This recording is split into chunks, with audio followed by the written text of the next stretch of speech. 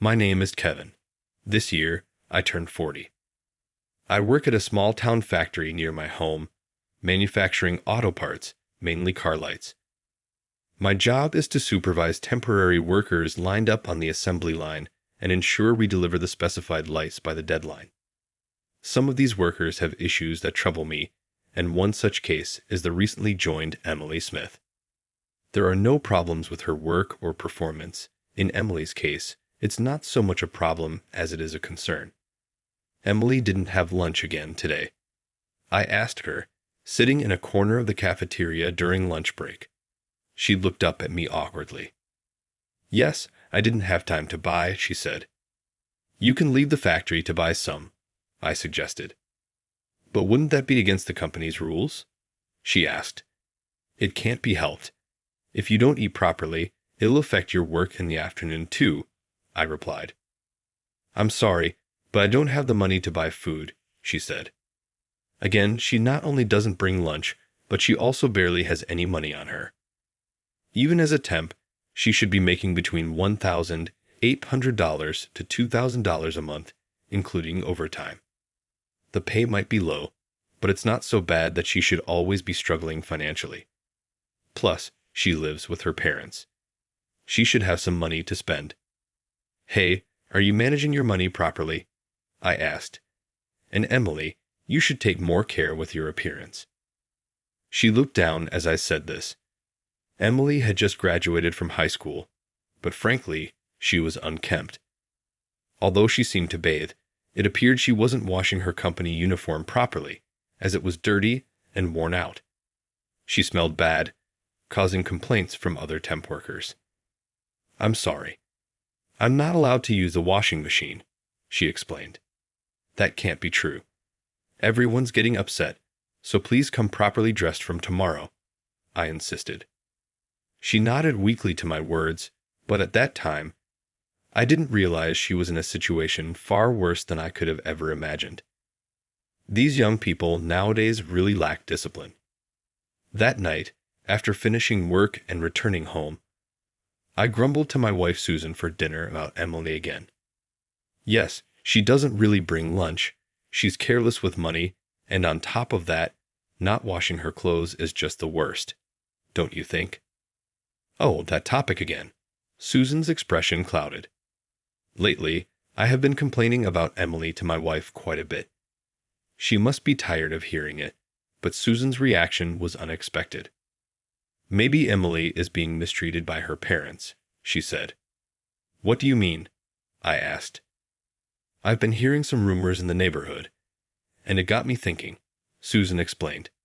She then told me about a recent rumor she'd heard. Apparently, in a family that had moved into a public housing complex, a daughter was being neglected by her parents. The family's last name is Smith. Could it be?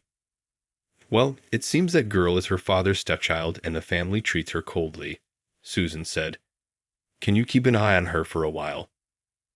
Understood. I was stunned by my wife's words, but thinking about it, it explained why Emily didn't bring lunch or have any money if her parents were taking all the money she earned. Just the thought of it made me feel sick. However, I was about to witness something even more shocking. It happened on the weekend while shopping at the supermarket with my wife Susan. I coincidentally saw Emily. "Come on, hurry up and walk." "Stop it, Kevin." Emily was being hit by a little boy. It was more like playful punching around her waist, but she clearly didn't like it. Besides, there were a man and a woman who looked like her parents, laughing loudly as they watched. "Look, that's Emily, the girl you were talking about," Susan said. "No doubt about it." "Excuse me, I'll go over there for a moment," I said. "Wait, Kevin," Susan called out. I approached Emily. "Hey, what are you doing?" I asked the boy, grabbing his arm. "Let go, old man," he shouted. I looked at Emily. "Hey there, Emily. What a coincidence meeting you here, shopping with your family. Huh."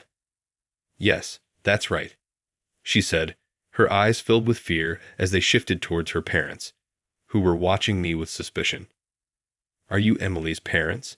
I asked. I've always been grateful for her help. I'm Kevin, the factory manager. Oh, is that so? Her father responded with a suspicious look and a curt greeting. But then he said something astonishing. About Emily's salary. Can it be raised a bit? She even does overtime, but doesn't bring in much money. Can something be done about that? Jerk, her mother shouted. We're letting you use our daughter. Pay her more. Let go, you old jerk. The boy, whom she called Kevin, tried to shake off my hand. I released his hand. Fine, don't mess with me, he said, and ran back to his parents. Dad, beat up that old jerk, Kevin shouted. Not here. We'll deal with it later. The father laughed loudly and crudely at his son's words. What's with these people? Susan murmured beside me. She gently tugged at my clothes, a signal to move away from these people. Well, we'll be going then. See you at work, Emily, I said. Hey, think about her pay raise, will you?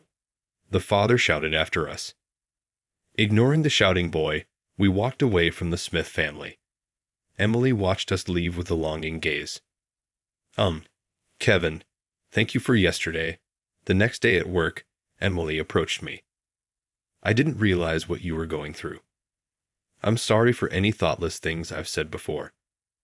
I know it's embarrassing, but I couldn't do anything about it, she said, and began to slowly share her circumstances. Since her parents divorced and she was taken in by her father, Emily had always been burdened with household chores. Because of this, there were times she couldn't go to school.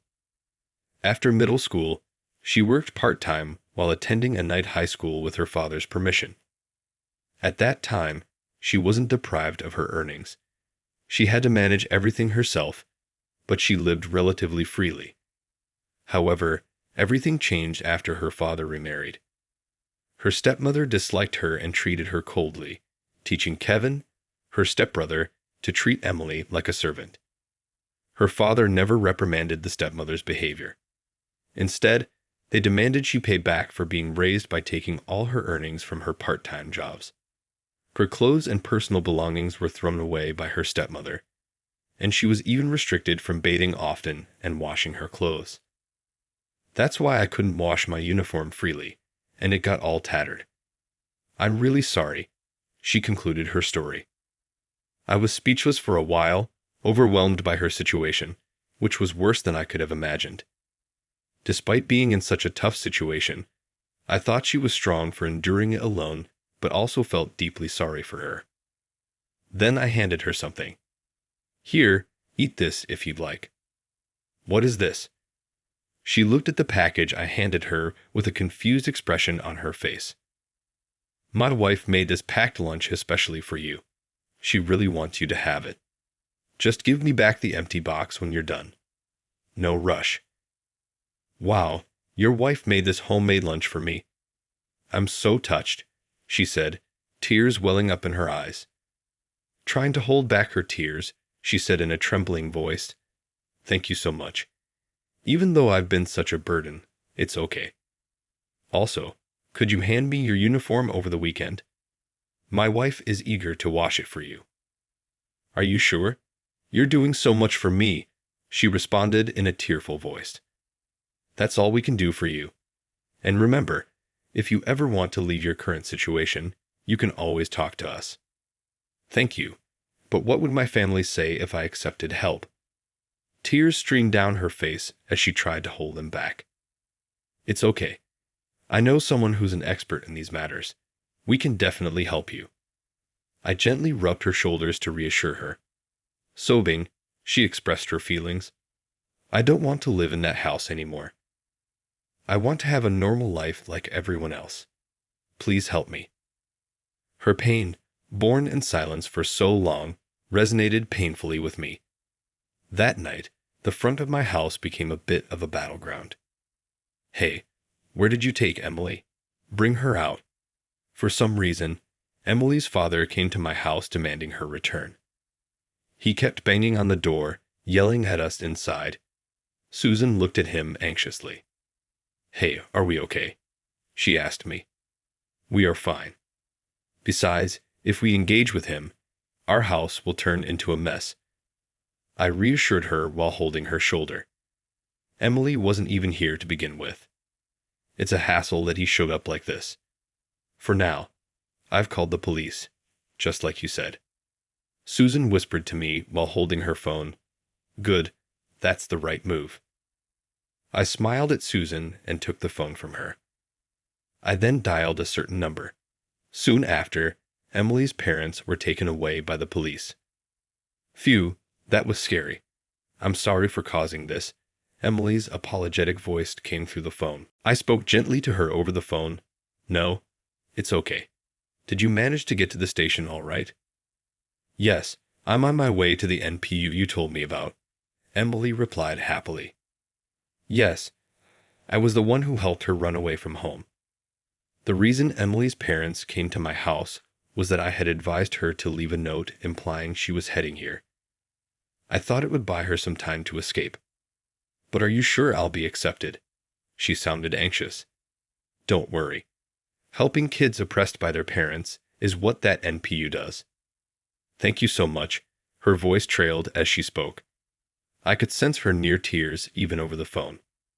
I've done what I can now. It's up to you. You have to carve out your own life.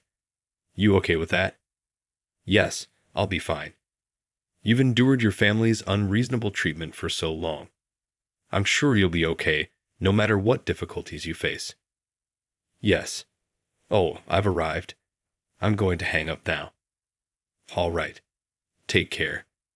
Yes, thank you for everything. With those words, the call ended. I gently moved the phone away from my ear and smiled kindly at Susan beside me. She'll be fine. She's brave enough to ask for help. Susan smiled back and gently held my hand. Later, I heard that the NPU had reported Emily's parents to the police, and they were being investigated. Her stepbrother Kevin was taken in by his father. The next day, when the employees wondered about her absence, I simply said she had moved. Years passed in the blink of an eye. Look, Kevin, we've got a Christmas card from Emily. Really? I exclaimed as Susan handed me the card. In the Christmas card, she appears posing with her husband. She is also holding a cute baby in her arms. All three were smiling happily. She says the baby girl was born healthy last year. We need to send a gift. Emily had successfully severed ties with her parents and started a new family after our intervention. We still catch up over the phone every few months. She's now a mother. She's going to be a great mom. I agree. We smiled at each other while looking at the Christmas card. Though Emily had endured tough times, she was now happily living with her new family. I'm glad I listened to her plea for help back then, and I'm profoundly grateful to Susan for her support. Watching her smile, I thought to myself, I truly wish from the bottom of my heart that she continues to lead a happy life.